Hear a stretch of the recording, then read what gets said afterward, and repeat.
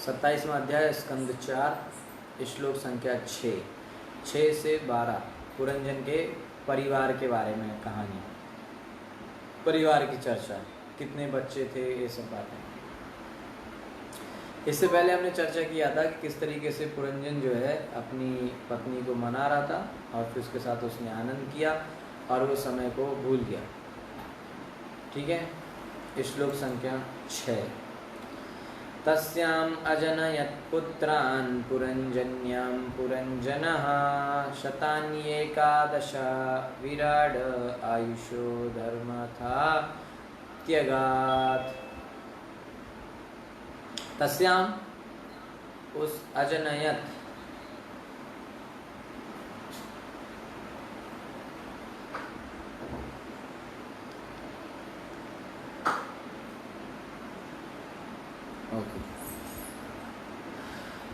अजनयत उत्पन्न किए पुत्रान पुत्र पुरंजन्याम पुरंजनी से पुरंजन राजा पुरंजन ने शतानी 100 एकादश 11 विराट ही राजा आयुषा जीवन का धर्म आधा अतः इस तरह अत्यगात उसने व्यतीत किया। अनुवाद एवं तात्पर्य श्री प्रभुपाद जी की द्वारा श्री प्रभुपाद की जय। तब नारद मुनि ने राजा प्राचीन परिषद को संबोधित करते हुए कहा कि हे विराट, इस प्रकार राजा पुरंजन के अपनी पत्नी पुरंजनी के गर्भ से 1100 पुत्र उत्पन्न हुए। कितने? 1100 पुत्र। किंतु इस कार्य में उसका आधा जीवन व्यतीत हो गया। इस श्लोक में कई महत्वपूर्ण शब्द हैं, जिनमें सबसे पहला एकादश शतानी है। पुरंजन को अपनी पत्नी से 1100 पुत्र उत्पन्न हुए और इस प्रकार उसका आधा जीवन व्यतीत हो गया। वास्तव में हर मनुष्य के साथ ऐसा होता है। यदि कोई 100 वर्षों तक जीवित रहता है तो इसमें से ध्यान से समझने वाली बात है, चाहे तो आदमी लिख सकते हैं।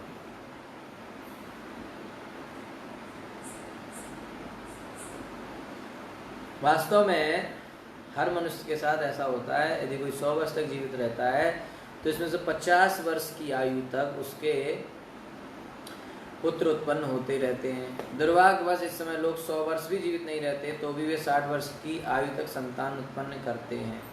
दूसरी बात यह है कि पहले के लोग 100 से 200 तक पुत्र तथा पुत्रियां उत्पन्न करते थे, जैसा कि अगले श्लोक से पता चलेगा। राजा पुरंजन के 1100 पुत्रों के साथ साथ 110 पुत्रियां भी पैदा हुई।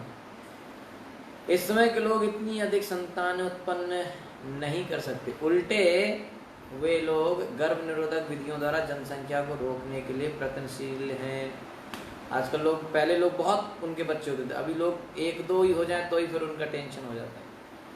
ठीक है, हमें वैदिक साहित्य में ऐसा एक भी उदाहरण नहीं मिलता जिसमें गर्भ निरोधक विधियों का प्रयोग हुआ हो, यद्यपि वे सैकड़ों संतानें उत्पन्न करते थे। पूरे वैदिक शास्त्र में ऐसा कहीं उपाय नहीं मिला कोई। ठीक है, ये नया बिल्कुल निकाला गया है साइंटिस्टों के द्वारा। ठीक है, तो वैदिक साहित्य में ऐसा कुछ नहीं है। 100, 200, 1000, 1600 जितने चाहे उतने पुत्र होते थे, पर कोई गर्भ निरोधन जैसी कोई चीज नहीं थी, क्योंकि वो पाप है। तो गर्भ निरोधक विधि से जनसंख्या पर नियंत्रण एक अन्य पाप कर्म है। किंतु इस कलयुग में लोग इतने पापी हो गए हैं कि वे अपने पापमय जीवन के फलों की तनिक भी परवाह नहीं करते। राजा पुरंजन अपनी पत्नी पुरंजनी के साथ लेटा रहता था और उसने अनेक संतान उत्पन्न की, किंतु इन श्लोकों में कहीं कोई उल्लेख नहीं है कि उसने गर्भ निरोधक विधि का उपयोग किया हो। वैदिक शास्त्रों के अनुसार गर्भ निरोधक विधि तो विषयी जीवन पर संयम रखना होनी चाहिए। एक ही अगर गर्भ निरोधक की विधि है तो वो क्या है? संयम रखें। ठीक है, नहीं तो ऐसी कोई विधि नहीं है, क्योंकि कोई भी कृत्रिम विधि से गर्भ निरोधन किया जाए तो वो पाप ही कहलाता है। वैदिक शास्त्रों के अनुसार गर्भ निरोधक विधि तो विषयी जीवन पर संयम रखना होनी चाहिए। इसमें ऐसा नहीं है कि निर्बाध गति से संभोग तो किया जाए, किंतु गर्भाधान को रोककर संतानें ना उत्पन्न होनी दी जाएं। आजकल यही होता है कि लोग जो है इंद्रिय भोग तो करते हैं लेकिन संतान को उत्पन्न नहीं होने देते। यदि मनुष्य की चेतना ठीक है तो वह अपनी धर्म पत्नी की राय लेता है और फिर बुद्धि पूर्वक जीवन मान निर्धारित करता है। दूसरे शब्दों में, यदि सौभाग्यवश अच्छी प्रयत्नशील पत्नी प्राप्त हुई तो पारस्परिक विचार विमर्श से मनुष्य यह निश्चित कर सकता है कि यह जीवन कृष्ण चेतना में प्रगति के निमित्त है। जीवन मनुष्य का कृष्ण चेतना, कृष्ण भक्ति करने के लिए मिला है, अनेक संतानें उत्पन्न करने के लिए नहीं। संतानें परिणाम हैं, और जब मनुष्य अपनी सद्बुद्धि की राय लेता है तो यह देख सकता है कि उसकी कृष्ण चेतना का विस्तार ही उसकी संतान अथवा परिणाम होने चाहिए। ठीक है, तो कृष्ण चेतना के लिए मनुष्य का शरीर मिला है, तो व्यक्ति को अपनी पत्नी से राय लेकर और दोनों पति पत्नी को भगवान की भक्ति करनी चाहिए। ठीक है, जब दोनों भक्ति में लगे रहेंगे तो संतान ज़्यादा होंगी नहीं, लेकिन फिर भी अगर संतानें होती हैं तो संतान होने देने चाहिए। गर्भ निरोधक की ऐसी कोई आवश्यकता नहीं है, वो पाप है, ऐसा शास्त्र में बताया है। मतलब शास्त्र में ऐसा कोई उपाय नहीं है गर्भ निरोधन का, तो जो गर्भ निरोधक की कोई भी विधि है तो वो पाप है। ठीक है, तो जो लोग कृष्ण भक्ति करते हैं तो कृष्ण भक्ति में जब उनका जो है प्रगति होती है, कृष्ण चेतना का विस्तार होता है, तो वही उनकी संतानें अथवा परिणाम होते हैं।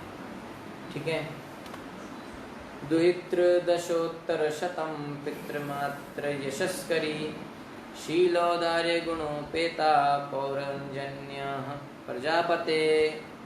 द्वित्र कन्या 10 उत्तर 10 अधिक शतम 100 पितृ पिता मात्र तथा माता सम यशस्करी यशस्वी शील उत्तम आचरण औदार्य उदाता गुण गुण उपेता से युक्त पौरजन्यः पुरंजन की कन्याएं प्रजापति। हे प्रजापति राजा प्राचीन परिषद, हे प्रजापति राजा प्राचीन परिषद, इस तरह राजा पुरंजन की 110 कन्याएं भी उत्पन्न हुई। ये सब की सब अपने पिता तथा माता के समान यशस्विनी थीं। उनका आचरण भद्र था, ये उदार थीं और अन्य उत्तम गुणों से युक्त थीं। शास्त्रोक्त नियमों के अनुसार उत्पन्न संतानें माता पिता के ही समान उत्तम गुणों वाली होती हैं, किंतु अवैध रूप से उत्पन्न संतानें वर्ण संकर हो जाती हैं। जो शास्त्र के नियम से अगर संतान यानी कि प्रॉपरली गर्भाधान संस्कार करके संतान पैदा करी जाए तो वो संतान उत्तम गुणों वाली होती है, लेकिन जब अवैध रूप से संतान उत्पन्न करी जाए तो वर्ण संकर हो जाती है। वर्ण संकर संतान अपने परिवार, कुल, यहाँ तक कि अपने प्रति भी उत्तरदायित्व पूर्ण होती है। यानी कि जो संतानें अगर अच्छे से संतान पैदा करने से पहले अगर गर्भाधान संस्कार सही से नहीं किया गया है तो बच्चे अच्छे पैदा नहीं होते हैं। वो गलत काम करने वाले और आसुरी प्रवृत्ति के, राक्षसी प्रवृत्ति के बच्चे पैदा हो सकते हैं। अच्छे बच्चे तब पैदा होते हैं जब प्रॉपर तरीके से गर्भाधान संस्कार किया जाए। प्राचीन काल में गर्भाधान संस्कार का पालन करके वर्ण संकर संतानों पर रोक रखी जाती थी। ठीक है, इस श्लोक में यद्यपि हम राजा पुरंजन की अनेक संतानें पाते हैं, किंतु वे वर्ण संकर नहीं थी। वे सब की सब उत्तम आचरण वाली संतानें थीं। इतनी सारी संतानें पर फिर भी सारी संतानें कैसी थी? उत्तम आचरण वाली थी।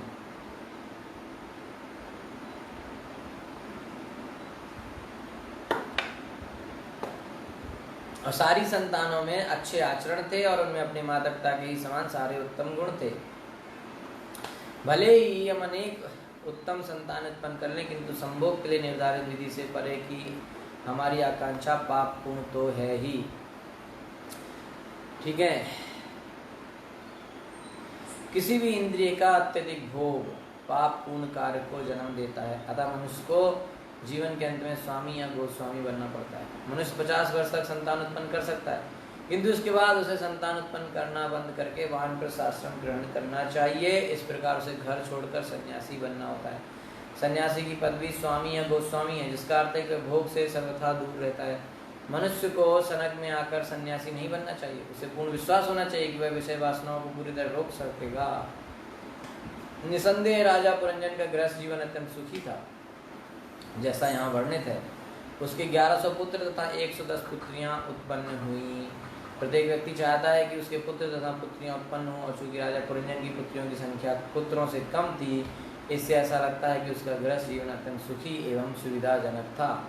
तो यहाँ पे पुरंजन के गृहस्थ जीवन के बारे में बताया जा रहा है। ठीक है, बहुत सारे पुत्र पुत्रियां थीं, पर फिर भी वो संतानें सही अच्छे गुणों वाली थीं, अच्छे आचरणों वाली थीं।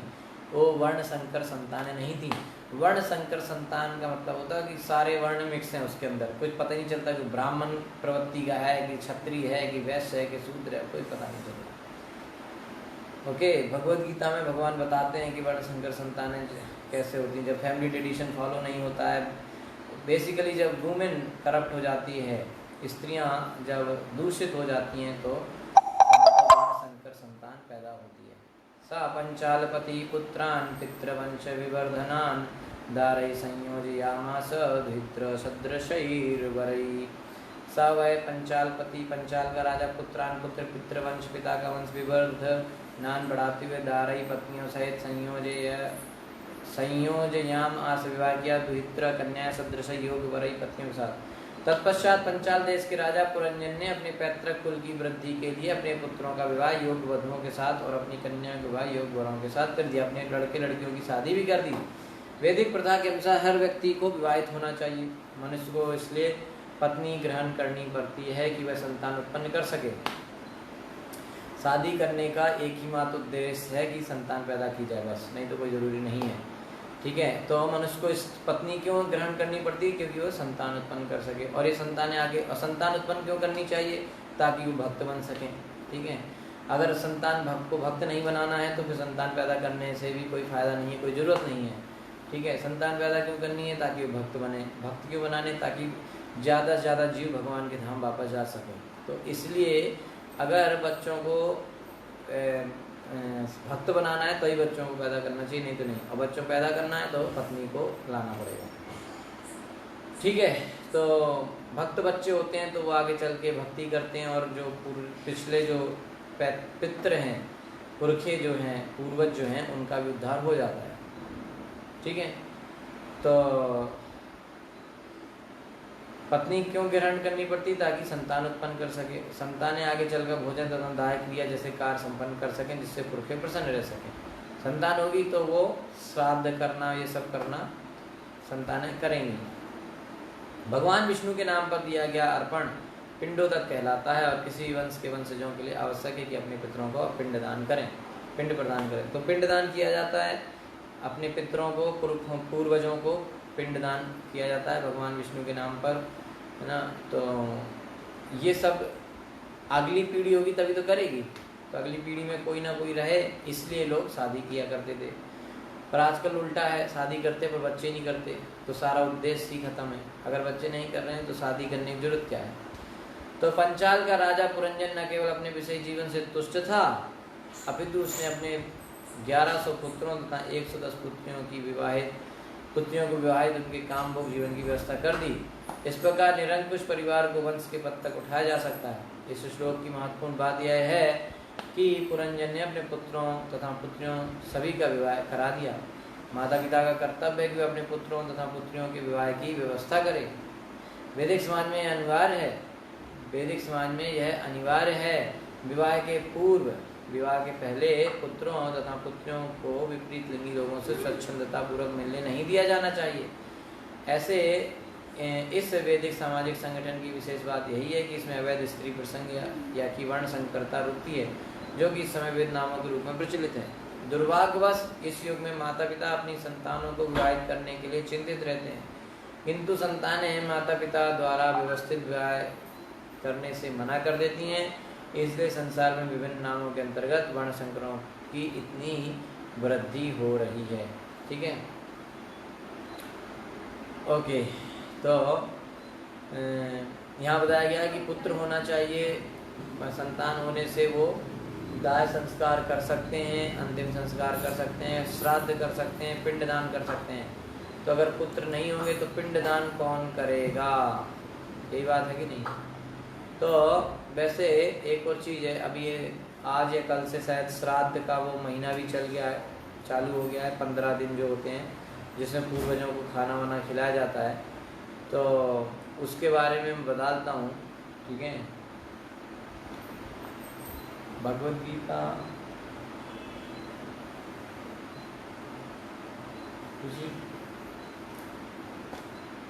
भगवद गीता देना। भगवद गीता में एक जगह प्रभुपाद जी इसके बारे में लिखते हैं, श्राद्ध के बारे में, है ना। तो एक सेकेंड,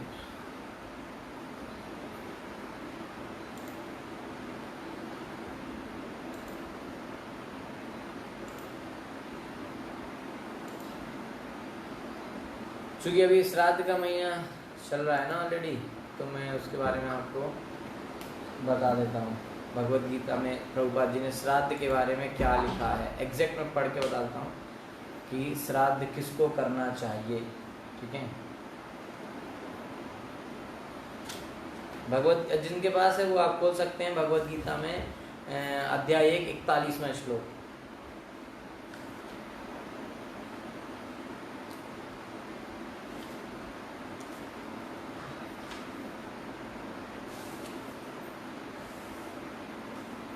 ये देखिए यहाँ पे प्रभुपाद जी लिख रहे हैं तात्पर्य में कि सकाम कर्म के विधि विधानों के अनुसार कुल के पितरों को समय समय पर जल तथा पिंडदान दिया जाना चाहिए। जो पितृ माने पूर्वज जो होते हैं उनको समय समय पर जलदान और पिंडदान करते रहना चाहिए। यह दान विष्णु पूजा द्वारा किया जाता है, क्योंकि विष्णु को अर्पित भोजन के उच्छिष्ट भाग प्रसाद के खाने से सारे पाप कर्मों से उद्धार हो जाता है।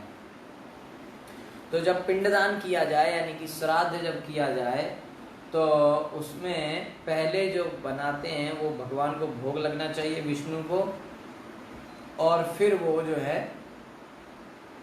पूर्वजों को खिलाया जाता है। उससे क्या होता है, उनके पापों से उनका उद्धार हो जाता है। तो कभी कभी पितृगण विभिन्न प्रकार के पाप कर्मों से ग्रस्त हो सकते हैं और कभी कभी उनमें से कुछ को स्थूल शरीर प्राप्त न हो सकने के कारण उन्हें प्रेतों के रूप में सूक्ष्म शरीर धारण करने के लिए बाध्य होना पड़ता है। यानी कि ऐसा हो सकता है कि किसी के पूर्वजों में किसी ने पाप कर्म किए हों तो उसकी वजह से उसका उद्धार ना हुआ हो, वो या तो किसी भूत प्रेत की योनि में भटक रहा हो। ठीक है, तो उनको ये शरीर ना, भूत क्या होता है, भूत को एक्चुअली भूत भटकती आत्माएं होती हैं, यानी कि जो आत्मा समय से पहले शरीर छोड़ दी और नया शरीर नहीं मिल पा रहा है तो वो भटकती रहेगी। ठीक है, तो वही भूत प्रेत होते हैं, उनको ये स्थूल शरीर नहीं मिलता तो वो बहुत परेशान रहते बेचारे। ठीक है, भूत प्रेत जो होते हैं वो सिर्फ आत्मा होती हैं और सूक्ष्म शरीर होता है, मन बुद्धि उनके पास रहता है, तो उनकी इच्छाएं होती हैं, सब होती हैं, लेकिन फिर भी वो जो है उन इच्छाओं को पूरा करने के लिए तो ये स्थूल शरीर चाहिए। जैसे कि उसकी इच्छा है कि गुलाब जामुन खाएं, लेकिन गुलाब जामुन खाने के लिए उसके पास जीभ होनी चाहिए, तो भूत के पास जीभ तो है नहीं, मन है, जीभ खाने गुलाब जामुन खाने की इच्छा है, लेकिन जब खाएगा कैसे, खाने के लिए उंगलियां चाहिए, पकड़ेगा पकड़ ही नहीं सकता क्योंकि उसके पास तो स्थूल शरीर ही नहीं है, तो वो और ज़्यादा दुखी होता है, फ्रस्ट्रेट हो जाता है बेचारा। इसलिए फिर वो दूसरों के शरीर में घुसने की कोशिश करता है। जो कहते हैं ना भूत लग गया, प्रेत लग गया, तो भूत प्रेत दूसरे के शरीर में क्यों घुसते हैं, इसलिए घुसते हैं क्योंकि उनको उसका शरीर चाहिए। तो शरीर है दूसरे का स्थूल शरीर, तो जो लोग कमज़ोर होते हैं उनके शरीर में घुस जाते हैं, तो उनकी इंद्रियों को यूज़ करते हैं। यानी कि वो तब तो कहते हैं लोग कि अरे वो पता ही नहीं चला हमने कब कर दिया ये काम, क्यों, क्योंकि भूत ने कराया दिया। तो वो भूत जो होता है वो उसके हाथ से लड्डू उठाएगा, उसके हाथ से गुलाब जामुन उठाएगा और खाएगा, तो उसको थोड़ा अच्छा लगता है, वो भूत करता है, वो भूत उसकी बॉडी को यूज़ करता है ना। जैसे कोई व्यक्ति है, उसको रहना तो है लेकिन उसका घर नहीं है, तो फिर वो दूसरे घर में ज़बरदस्ती घुस जाता है और फिर अपनी ताकत की, अगर वो लोग कमज़ोर पावरफुल होंगे तो घुसने ही नहीं देंगे, घुसेगा तो मार के भगा देंगे दूसरे आदमी को। लेकिन अगर कमज़ोर आदमी है तो उसके घर में दूसरे आदमी घुस जाते हैं और फिर जो है उसमें अपने अधिकार जमाते हैं, सब कुछ चलाते हैं, अपनी अपनी चलाते हैं। तो इस तरह से जो लोग कमज़ोर होंगे, भक्ति जिनकी कमज़ोर होगी, है ना, जो लोग गंदे रहेंगे, उनके अंदर भूत जल्दी घुस जाता है ना। तो इसलिए कहते हैं कि साफ़ स्वच्छ रहना चाहिए, है ना। जो बाथरूम जाके नहाना चाहिए और सोने के बाद जब उठें तो नहाना चाहिए, खाना खाने के बाद हाथ मुंह सब अच्छे से धुलना चाहिए, पैर धुलना चाहिए। ठीक है, और इस तरह से क्लीन रहना चाहिए, क्योंकि जब भी कोई चीज़ शरीर से स्पेशली जब कुछ गंदी चीज़ बाहर निकलती है चाहे तो उसके द्वारा भूत अंदर घुस सकता है। जैसे जब कोई व्यक्ति, ज़्यादातर बच्चे जब सोते हैं तो उनके मुंह से लार टपकती है, यहाँ से आ जाती है, तो उसके माध्यम से भूत अंदर जा सकता है। इसलिए ज़्यादा जब कोई सोता है तो वो अशुद्ध हो जाता है। दिन में अगर कोई व्यक्ति 45 मिनट से ज़्यादा सोता है तो उसके बाद उसको नहाना चाहिए। ठीक है, बाईं करवट से अगर सो रहा है तो, बाईं करवट से 45 मिनट सोएगा, 45 मिनट से कम सोएगा तो ठीक है, 45 मिनट से ज़्यादा सोएगा तो उसको नहाना चाहिए। यानी कि कंफ्यूज होने की जरूरत नहीं है। 45 मिनट अगर वो बाएं करवट से भी नहीं सोया तब भी नहाना है, लेकिन बाएं करवट से 45 मिनट तक सोया तो चलेगा, उसके बाद नहाना है। लेकिन अगर दाएं करवट से थोड़ा भी सोया है तो नहाना चाहिए, ऐसा नहीं है। तो शुद्ध रहना चाहिए। और जो व्यक्ति खाना खा के जैसे कहीं इधर गिर गया या शर्ट में गिर गया और उसको अच्छे से साफ नहीं किया गया तो वो जूठा है ना। बिस्तर पे खा रहे हैं तो वहाँ जूठा पड़ा हुआ है, तो उस अशुद्धि से, या बाथरूम गए तो पैर नहीं धुला अच्छे से, कुछ जो भी है, तो अशुद्धियों से जो है भूत अंदर घुस सकता है ना। तो महिलाओं के लिए जो है 5-6 दिन में उनको बहुत सिक्योर रहना चाहिए, नहीं तो गंदगी से भूत अंदर चले जाते हैं।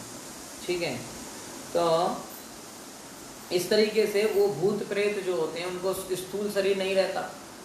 तो जब स्थूल शरीर उनको नहीं रहेगा तो जब उनके जो वंशज हैं, उनका लड़का, उनके आगे के वंश की पीढ़ी के जो लोग हैं जो पिंडदान करते हैं तो उनको वो खिलाते हैं, तो जब वो खाएंगे तो उनका शरीर बनेगा। जब शरीर बन जाएगा तो फिर उनको शरीर मिलेगा और वो पैदा हो जाएंगे।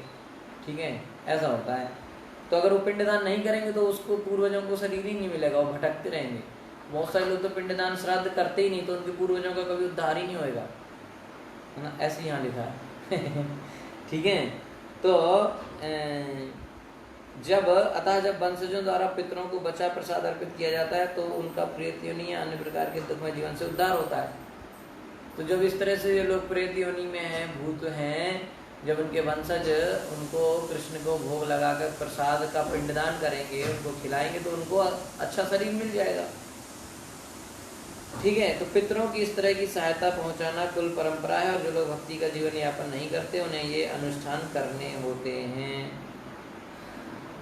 ठीक है, तो जो लोग, अब ये अगली बात, यहाँ तक तो साधारण बात थी।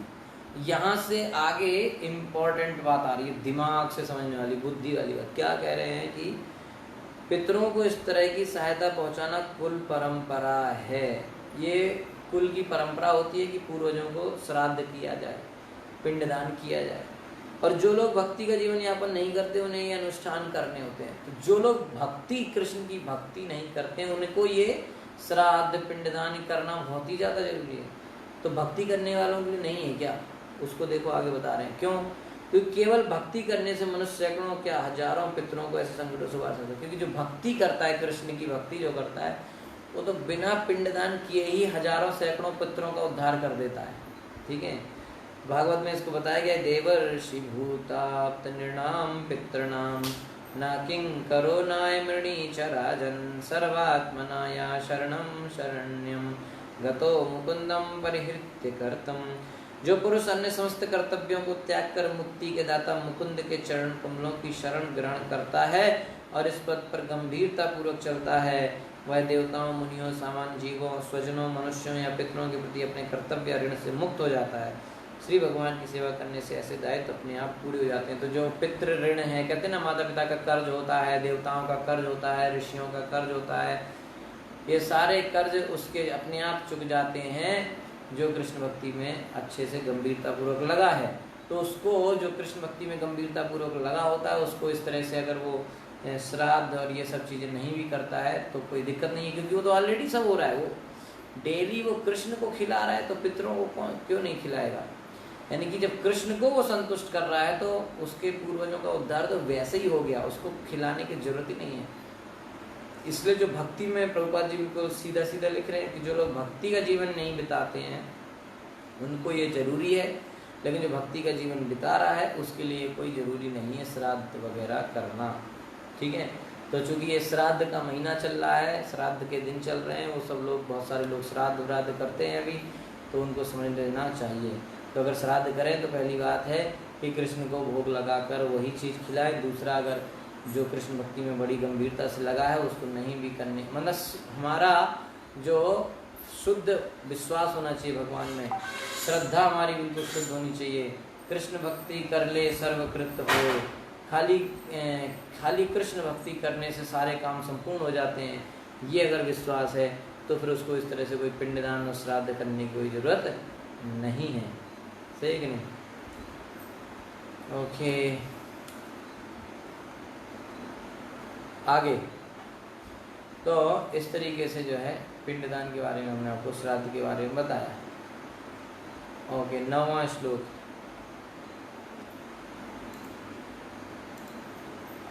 पुत्राणां च भवन् पुत्रा एकैकस्य शतं शतं येर्वै पौरंजनो वंशा पंचालेषु समेधिता। पुत्राणां पुत्रों के च भी अवन उत्पन्न हुए पुत्रा पुत्र एक एकस्य एक प्रत्येक के शतम 100 शतम 100 यही जिनसे वही निश्चय पौरंजना राजा पुरंजन का वंशा वंश पंचालेषु पंचाल देश में समेधिता फैल गया।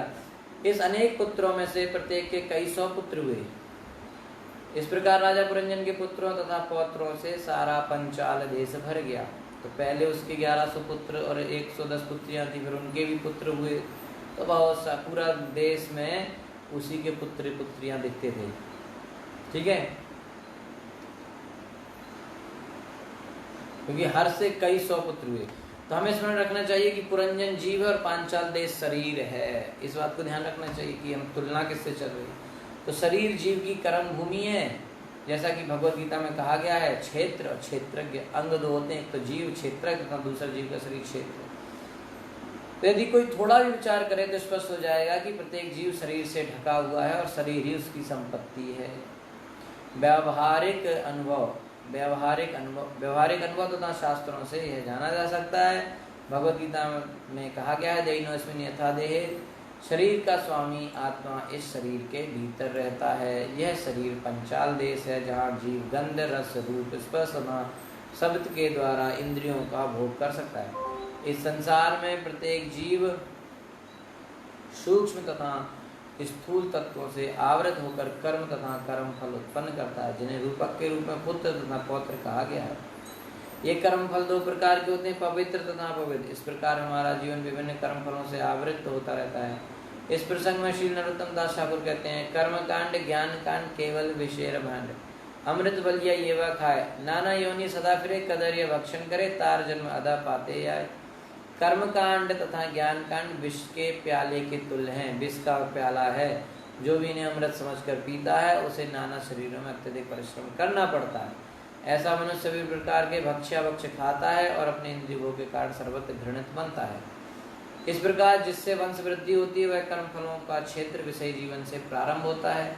पुरंजन ने अपने वंश की वृद्धि पुत्र तथा पौत्र उत्पन्न करके की। इस प्रकार जीवात्मा इंद्रिय तृप्ति में लगकर हजारों कर्मों तथा कर्म फलों में फंसता है। इस प्रकार वह संसार में इंद्रिय तृप्ति के लिए रहता है और एक शरीर से दूसरे में अंतरण करता रहता है। अनेक पुत्र तथा पौत्र उत्पन्न करने की इस विधि से तथाकथित समाज राज जाति इत्यादि का जन्म होता है। ये सब विषय जीवन के प्रतिफल हैं। जैसा कि प्रहलाद महाराज ने कहा है 7:9:45 में, यन मैथुनादि ग्रह मेदि सुखम तुच्छम, ग्रह मेदि वह है जो इस संसार में बना रहता है। इसका अर्थ यह हुआ कि वह शरीर या समाज के भीतर रहकर मित्रता प्रेम तथा वंश सुख भोगना चाहता है। उसका एकमात्र सुख है कि इंद्रिय सुखार्थियों की संख्या बढ़े। वह स्त्री से संभोग करता है, पुत्र उत्पन्न करता है, जिनके विवाह के पश्चात पौत्र उत्पन्न होते हैं। ये पौत्र भी विवाह करके संतान उत्पन्न करते हैं। इससे सारा संसार आवश्यकता से अधिक आबाद हो जाता है और तब प्रकृति युद्ध भूखमरी रोग भूकंप इत्यादि के रूप में नाना प्रकार के कर्म फल उत्पन्न करती है। इस तरह सारी जनसंख्या विनष्ट होकर पुनः जन्म लेती है। भगवत गीता में बारंबार सृजन तथा प्रलय की यह क्रिया वर्णित है। भूत्वा भूत्वा प्रलीयते। कृष्ण चेतना के भाव में यह सारी सृष्टि तथा विनाश मानव सभ्यता के नाम पर चलते रहते हैं। आत्मा तथा परमात्मा के ज्ञान के भाव में यह चक्र निरंतर चलता जाता है। ठीक है, तो इस तरीके से यहाँ पर जो है प्रभुपाद जी बता रहे हैं कि किस तरह से ज्ञान कांड और कर्म कांड से कोई फायदा नहीं है, बल्कि व्यक्ति को भक्ति करनी चाहिए। ओके, तेषु तत्रिक्त हारेषु गृहकोश अनुजीविषु निरूढ़ेन ममत्वेन विषयेष्वन वध्ययत्। तेषु उनमें तत्रिक्त हरेषु ईंधन के लुटेरे गृह घर कोष खजाना अनुजीवीषु सेवकों के लिए निरूढ़ेन गहरी ममत्वेन आसक्ति से विषयेषु विषयों से अनुबद्ध बद्ध हो गया। ओके,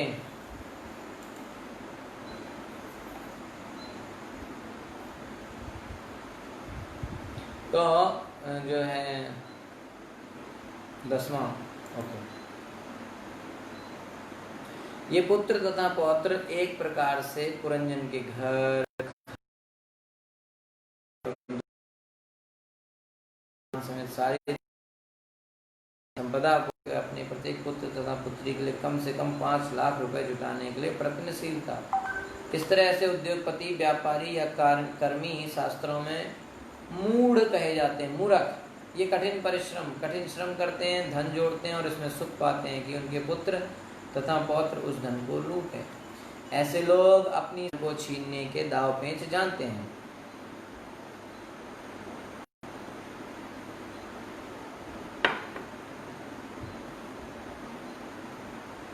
ओके, तो सब कुछ भगवान का है, पर ज़्यादातर लोग अपने आप को हर चीज़ का मालिक मानते हैं और भगवान से धन छीनते रहते हैं। इस तरह से भगवान का पैसा अपने पास इकट्ठा करते थे। इस धन को संग्रह करने के बाद उन्हें इससे अपने पुत्रों तथा पौत्रों द्वारा लुटता देखकर आनंद होता है। यह जीवन की भौतिकतावादी शैली, यानी कि लुटने से मतलब है कि वैसे भी सब कुछ बच्चे ही तो ले जाते हैं और उसको अच्छा लगता है कि वो सब लेके जा रहे हैं। तो इसमें मनुष्य शरीर के भीतर बंदी रहता है और मिथ्या अहंकार के द्वारा मोहग्रस्त रहता है। इस प्रकार वह सोचता है कि मैं यह शरीर हूँ, मैं मनुष्य हूँ, मैं अमेरिकी या भारतीय हूँ। यह देहात्म बुद्धि अहंकार के कारण उत्पन्न होती है। इसी मिथ्या अहंकार के वशीभूत होकर मनुष्य अपने को परिवार, राष्ट्र या समुदाय से अपने को एकाकार समझता है। इस प्रकार भौतिक जगत से उसकी आसक्ति बढ़ती ही जाती है और फिर जीव के लिए इस बंधन से निकल पाना कठिन हो जाता है। ऐसे लोगों का वर्णन भगवद गीता में 16वें अध्याय में इस प्रकार हुआ है। इदं मद्यमया लब्धम इमं प्राप्स्ये मनोरथम इदमस्तीदमपि मे भविष्यति पुनर्धनम असौ मया हता शत्रुर्हनिष्ये चापरानपि ईश्वरो अहम भोगी सिद्धोऽहं बलवान सुखी आड्यो विजन्वानस्मि को अन्योस्ति सदृशो मया यक्षे दास्यामि मोदिष्या इत्यज्ञान विमोहिता। क्या सोचता है आसुरी पुरुष? क्या सोचता है आसुरी पुरुष? सोचता है आज मेरे पास इतना धन है और कल तक मैं अपनी योजनाओं द्वारा इतना और जोड़ लूंगा, आज इतना पैसा है, कल और पैसा आ जाएगा, ऐसे ऐसे मैंने सब प्लान कर लिया है, इस समय मेरी संपत्ति इतनी है और भविष्य में बढ़कर इतनी हो जाएगी। ऐसे लोग सोचते हैं आज तो बस ये है, मैंने इतना बढ़िया प्लान बनाया है, कल तो मेरे पास पैसा ही पैसा होगा, अब मैं तो बिल्कुल बस पैसे में ही खेलूंगा कूदूंगा, है ना। ऐसे लोग प्लान बनाते हैं और इतनी संपत्ति हो जाएगी मेरे पास, वो मेरा शत्रु है, मैंने उसे मार दिया और अन्य मेरे शत्रु भी मारे जाएंगे, एक एक करके मैं सारे दुश्मनों को खत्म कर दूंगा, मैं हर वस्तु का स्वामी हूँ, मैं ही भोगता हूँ, मैं ही पूर्ण हूँ, शक्तिमान तथा सुखी हूँ, मैं सबसे धनी व्यक्ति हूँ और अपने कुलीन परिजनों से घिरा हुआ हूँ, मेरे समान कोई अन्य शक्तिशाली तथा सुखी नहीं है, इतना पैसा है मेरे पास, इतने परिवार के लोग हैं मेरे पास, मेरा कौन क्या बिगाड़ सकता है, मैं यज्ञ करूँगा, दान दूंगा और सुख भोगूंगा। इस प्रकार से व्यक्ति अविद्या द्वारा मोहित किए जाते हैं। ठीक है, उसको लगता है कि मेरे समान और कोई दूसरा शक्तिशाली तथा सुखी है ही नहीं। ठीक है, क्योंकि बहुत सारा पैसा है, बहुत सारे परिवार के लोग हैं, तो उसको लगता है कि मेरे समान कोई अन्य शक्तिशाली तथा सुखी नहीं है। इस प्रकार लोग विभिन्न श्रम साध्य कार्यों में लगे रहते हैं और शरीर, घर, परिवार, राष्ट्र इत्यादि के प्रति उनकी आसक्ति गहराती जाती है। ठीक है, इजे चाकृत भी घोरैर् दीक्षिता पशुमारकैः देवान् पितॄन् भूतपतीन् नाना कामो यथा भवान्। ईजे पूजा की चाबी कृतवी यज्ञों से घोरैर् नृशंस दीक्षिता प्रोत्साहित होकर पशु मार के, जिसमें पशुओं का वध किया जाता है। देवान देवतागण पितृन पूर्वजपुर के भूतपतीन मानव समाज के बड़े बड़े नेता नाना विविध काम इच्छाओं से यथा जिस प्रकार भगवान तुम। नारद मुनि ने आगे कहा कि हे राजा प्राचीन परिषद, तुम्हारी तरह राजा पुरंजन भी अनेक इच्छाओं में उलझा हुआ, इसलिए उसने देवताओं, पितरों तथा सामाजिक नेताओं की पूजा विविध यज्ञों द्वारा की, किंतु ये सारे यज्ञ निशंस थे क्योंकि उनके पीछे पशुओं के वध की भावना काम कर रही थी। तो इस श्लोक में नारद मुनि कहते हैं कि वे पुरंजन के चरित्र द्वारा राजा प्राचीन वरिष्ठ को उपदेश देना चाहते हैं। वास्तव में राजा प्राचीन वरिष्ठ के कार्यों का यह सारा वर्णन अलंकारमयी भाषा में है। इस श्लोक में नारद स्पष्ट करते हैं यथा भगवान अर्थात तुम्हारी तरह, जिससे सारा संदेह दूर हो जाता है और संकेत मिलता है कि राजा पुरंजन स्वयं राजा प्राचीन वरिष्ठ हैं और कोई नहीं बल्कि पुरंजन कौन है? राजा प्राचीन वरिष्ठ ही है।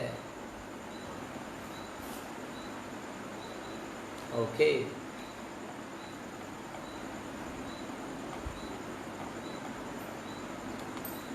परम वैष्णव होने के नाते नारद मुनि यज्ञों में पशुवध को बंद कराना चाह रहे थे। वे जानते थे कि यदि वे राजा को यज्ञ बंद करने के लिए कहेंगे तो वह नहीं मानेगा, इसलिए वे पुरंजन का चरित्र सुना रहे थे। किंतु वे इस श्लोक में अपने मनोभाव को चाहे अपूर्ण रूप से तुम्हारी तरह कहकर प्रकट कर देते हैं।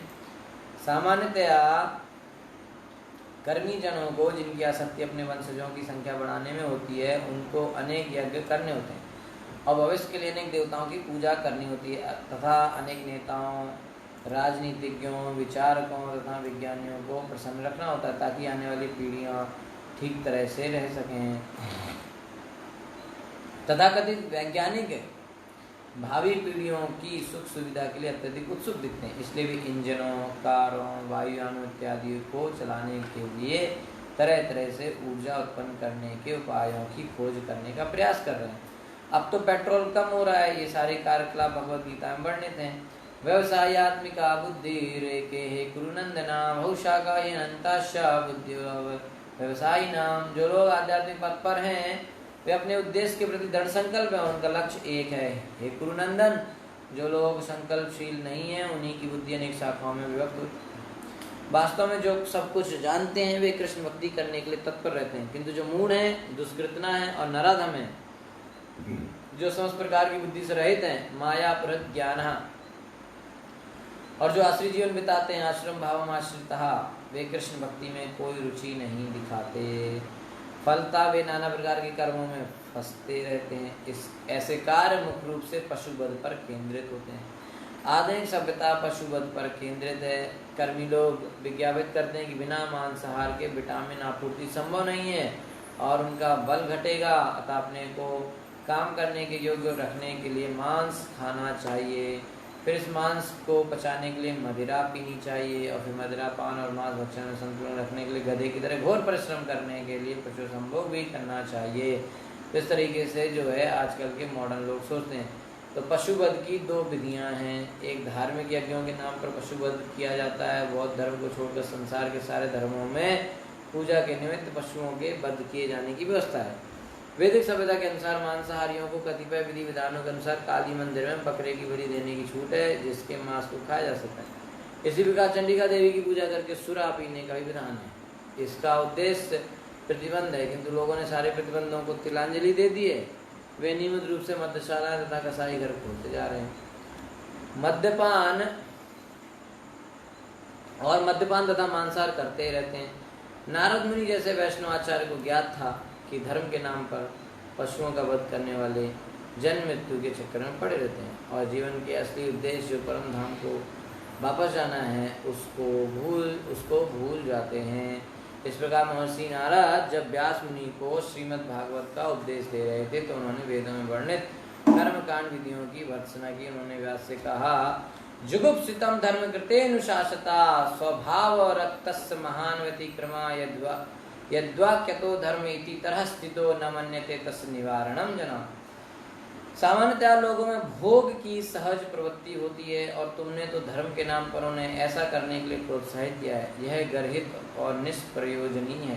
चूंकि वे तुम्हारे आदेशों से निर्देशित होते हैं, वे ऐसे कार्यों को धर्म के नाम पर स्वीकार करेंगे और वर्जनाओं की तनिक भी परवाह नहीं करेंगे।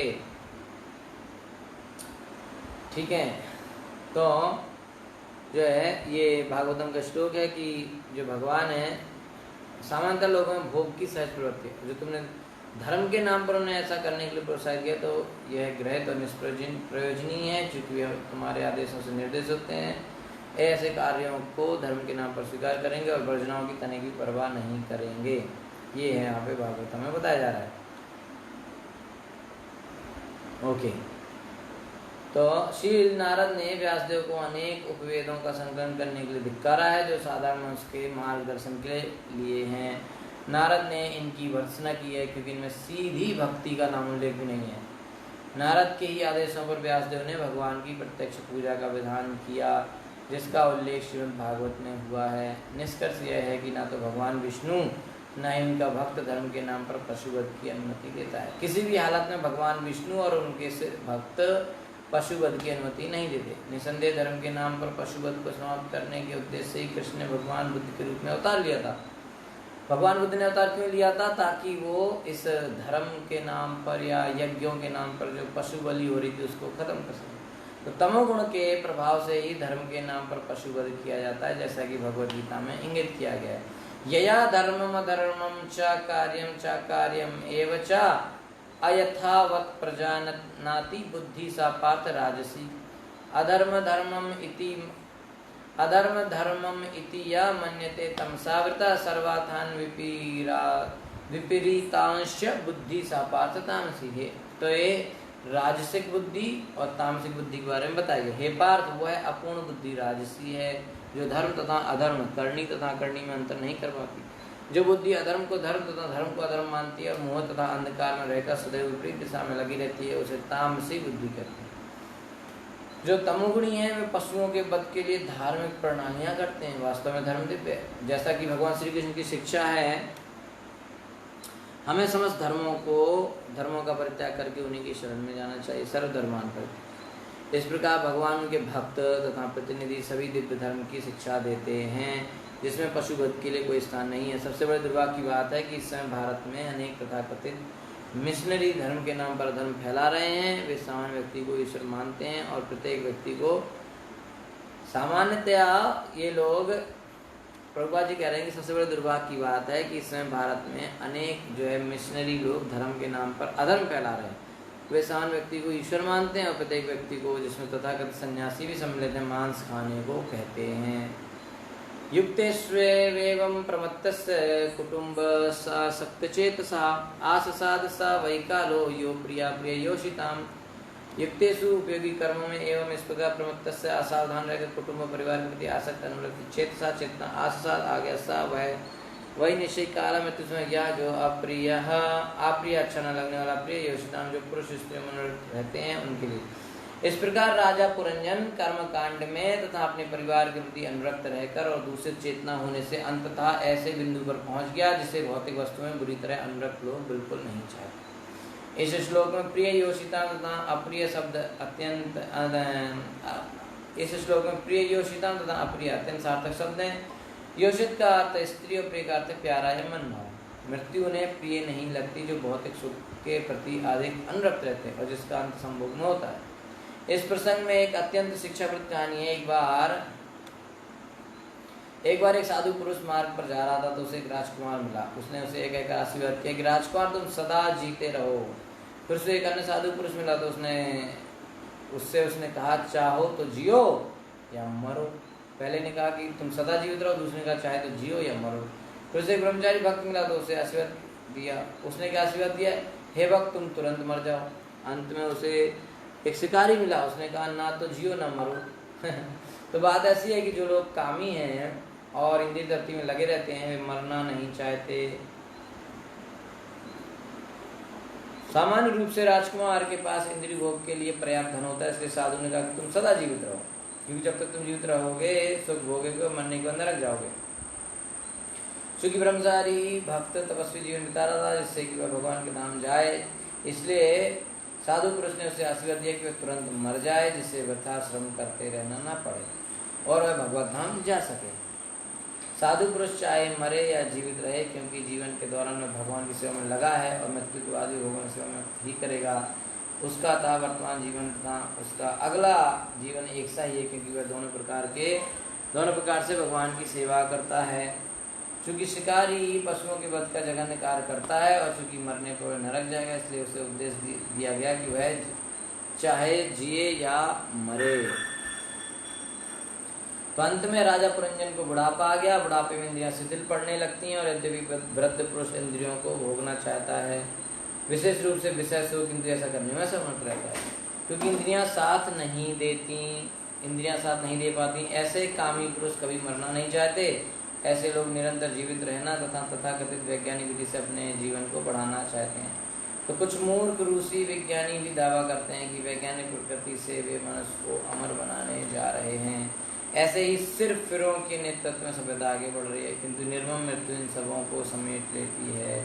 यद्यपि वे सदा जीवित रहना चाहते हैं, हिरण्यकश्यपु में ऐसी प्रवृत्ति देखने को मिलती है, किंतु जब समय आ गया तो भगवान ने स्वयं क्षण भर में उसका अंत कर दिया। ठीक है, तो इस तरीके से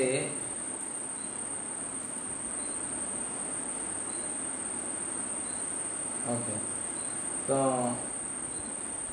व्यक्ति बुढ़ापे में अपने जो कर्मकांडी जो काम है उनके रिजल्ट में परिवार में कुटुंब आसक्त है, कुटुंब और परिवार में उसकी आसक्ति हो जाती है, पूरी देशों में फंस जाता है। पुरंजन जो है एक सेकंड, ओके, तो इन सब को फिर जब भगवान गीता में कहते हैं कि जब मृत्यु आती है तो सब कुछ खत्म हो जाता है। ठीक है, तो जीवित तो सभी रहना चाहते हैं, लेकिन मृत्यु तो सबकी आती ही है। ओके, तो हिरण्यकश्यपु में भी ऐसी प्रवृत्ति देखने को मिलती है, किंतु जब समय आ गया तो भगवान ने स्वयं क्षण भर में उसका अंत कर दिया था। ठीक है,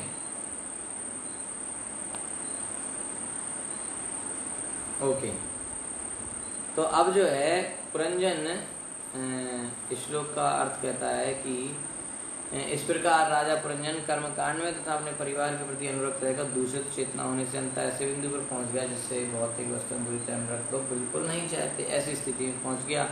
तो अब क्या होगा, तो अब जो है श्लोक से अगले सेक्शन में एक 5 फनों वाला सर्प आके, चंडवेग नाम का सर्प आके पुरंजन के शहर पर आक्रमण कर देगा। ठीक है, हरे कृष्णा।